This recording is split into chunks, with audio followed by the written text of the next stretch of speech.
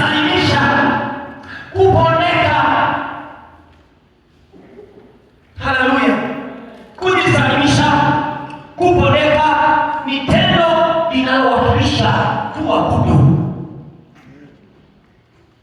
kumpa heshima yeye aliyekufanya uwe na upendo kwa Mungu. Ibada ni tendo la moyoni. Naona hicho vitu tofauti. Ibada ni tendo la moyoni, ni kitendo cha ndani kinachojidhihirisha katika njia nyingi za umma, sifa. Hata hivyo, inajumuisha maonyesho yote ya nje ya kuabudu.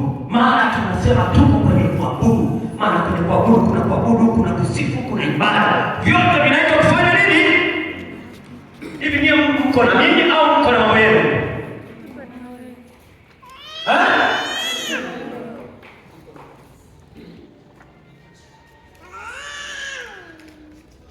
Kuabudu ni tendo